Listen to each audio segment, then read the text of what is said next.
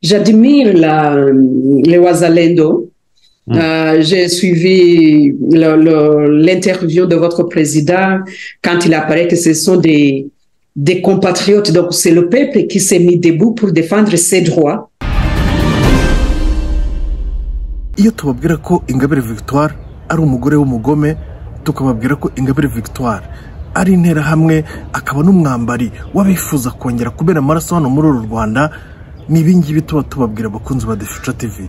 Niba umuntu muzima utekereza, ufite ubwenge, uzi n'ibiri kubera muri Repubulika Iharanira Demokarasi ya Kongo, ubona aho abatutsi barimo baribwa, beotswa bagatwikwa, bakotswa bakaribwa, ubona aho abatutsi bari kwicwa bagajombwa ibisongo mu bitsina, ubona aho abatutsi bari gutwikirwa amazu, akabirengaho kavuga ko ashimira, asingiza ndetse arata aba bantu bitwa Wazalendo bari gukora ayo mahano.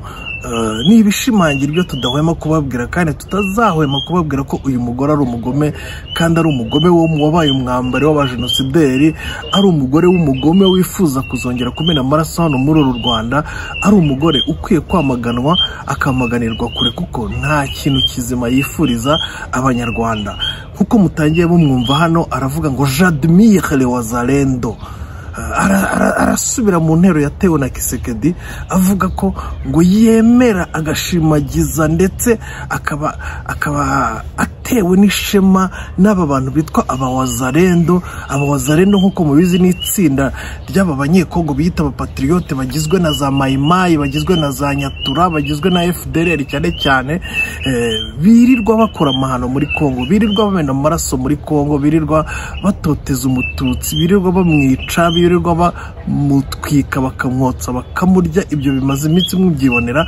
Ariko uyu mugore w'umugome witwa Victoire Ingabire wifata agasingiza abicanyi, wifata akamamaza abagome, wifata akamamaza abantu bari b'abakanibari basigaye barya abantu, ni ikintu kibereka ko ibintu duhora tubabwira abakunzi ba The Future TV ni ukuri kwambaye ubusa. Uyu mugore ni umugome, uyu mugore ni intera hamwe, uyu mugore nta cyiza yifuriza abanyarwanda, nta cyiza yifuriza abaturanyi.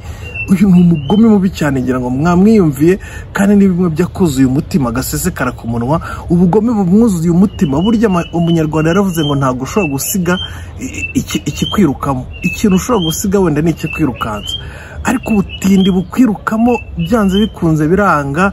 Akuzuye umutima kagasesekara ku munwa, ngira ngo mwamwiyumviye neza.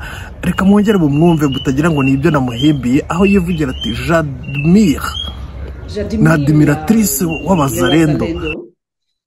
J'ai suivi l'interview de votre président quand il apparaît que ce sont des compatriotes. Donc, c'est le peuple qui s'est mis debout pour défendre ses droits.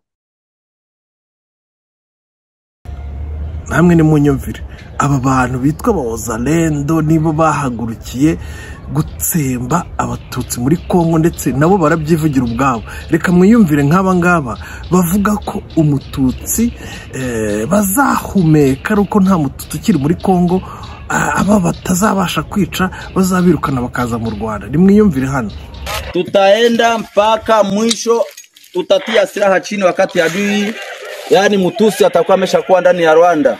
Wakati tunatosha mtusi ndani ya Kongo yetu, tutaitika wito wa rais wa kutuwewa ndani ya DDRC kutudemobilize. Lakini kama kabla adui hatoka ndani ya Kongo, hatutatia silaha chini. Hapa ni Kibarizo njo tunasimama, kesho tutakuwa mbele Kichanga. Basi danganya njo wangari musantre hapana. Sawa, tunawashukuru. Ngira ngo muri kubyumva abakunzi ba The Future TV, ngira ngo muri kubyumva. Aba bantu bitwa Abawazalendo umugambi wabo n'uwuhe? Ni uwo kwica abatutsi bo muri Kongo, abo batabashije kwica bakabirukana, bagabashushubikana bakaza mu Rwanda. Ikindi cya kabiri bakunzi ba The Future TV, Abawazalendo barimo baratwikira. Iyi ni village mugiye kubona hano yatwitswe y'abatutsi, yatwitswe n'aba bantu bitwa ngo ni Wazalendo. Ane deja hapa tuko Kunturu, tuko nalunguza hizi manyumba, Watusi walikuwa wanajificha ndani. Ane unakutana wako natupiga masasi, tunatafutisha kwenye masasi iko natoka, tunaikosa. Ane deja tumepalunguza. Hii njo ile defense yenye ilikuwa anaisha shindikana, na hapa njo pale kunani kwa antene. Deja hapa tuko Kunturu.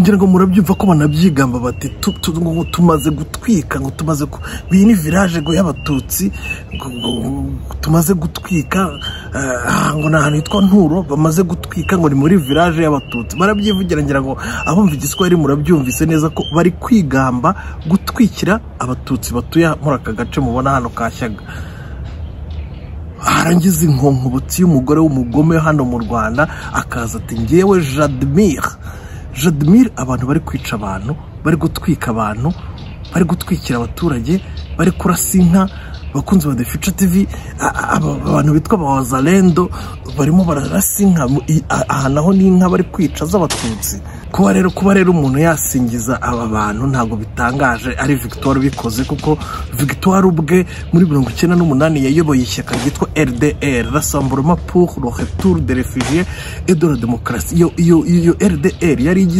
yari yuzuyemo abajenosideri bari bamaze gutsemba abatutsi hano mu Rwanda yabaye umuyobozi wayo umuyobozi wa RDR yari igizwe n'abajenosideri bari bamaze gutsemba abatutsi iyo RDR niyo yavuyemo mu Parir yari ifite inyeshyamba zitwa Arir ariyo yavuyemo FDLR iri muri Wazalendo ariyo yirirwa asabira ibiganiro hano mu Rwanda bivuze ko kuba ashaka kugutagatifuza Wazalendo n'abantu be ari matagatifuza ari abantu bari masingiza n'abantu be ari mashimira ubugwari bwo kwica abantu bari gukora